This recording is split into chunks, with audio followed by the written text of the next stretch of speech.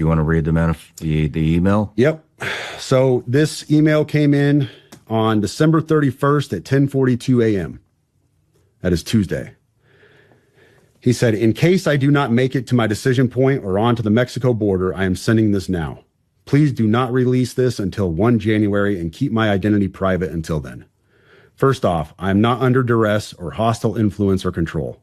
My first car was a 2006 black Ford Mustang V6 for verification. What we have been seeing with drones, he puts that in quotes, he says drones, is the operational use of gravitic propulsion systems powered aircraft by most recently China and the East Coast, but throughout history, the U.S. Only we in China have this capability. Our OPCEN, that's Operation Center, our OPCEN location for this activity is in the box below. China has been launching them from the Atlantic from submarines for years, but this activity recently has picked up. As of now, it is just a show of force, and they are using it similar to how they used the balloon for SIGINT and ISR, which are also part of the integrated comms system.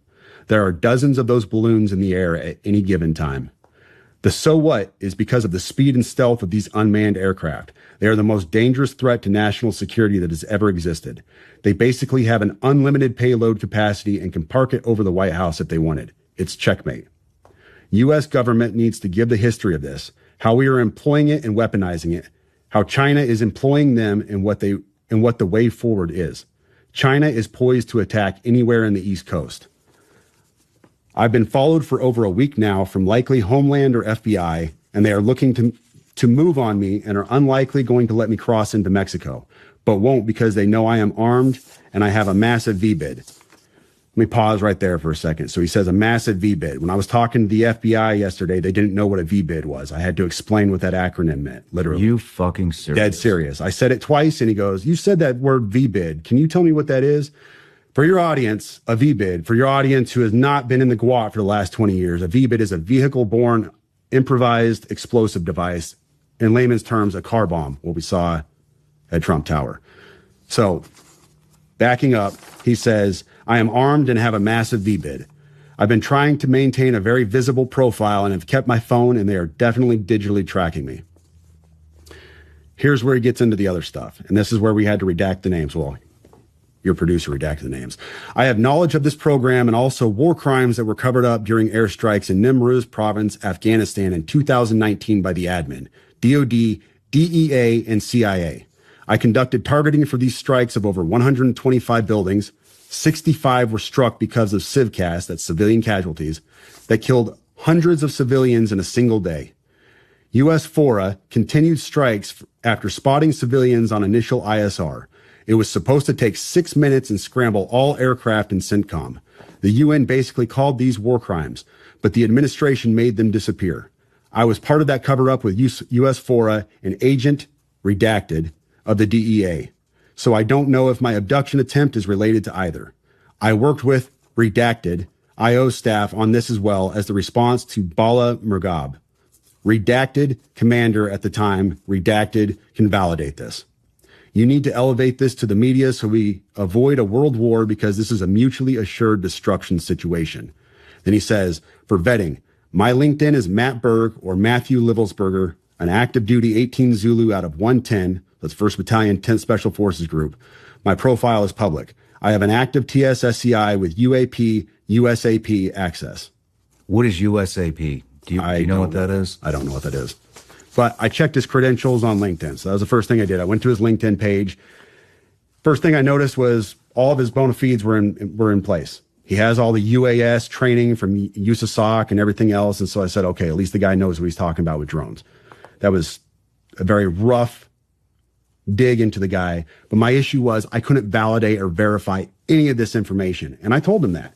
And how I responded to him was in a subsequent email. I said, this is obviously a very big deal, but I don't have anything to verify this information with.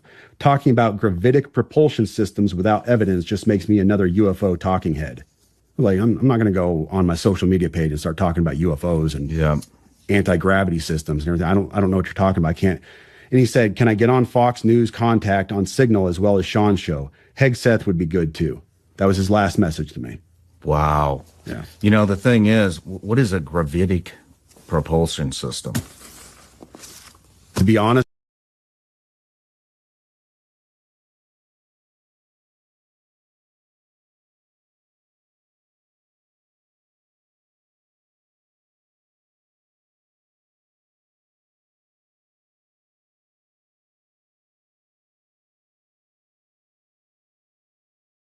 there's a lot of really dangerous chaos at play behind the scenes. You, I think, had been interested in, inquiring into who's behind this slow drip model for disclosure.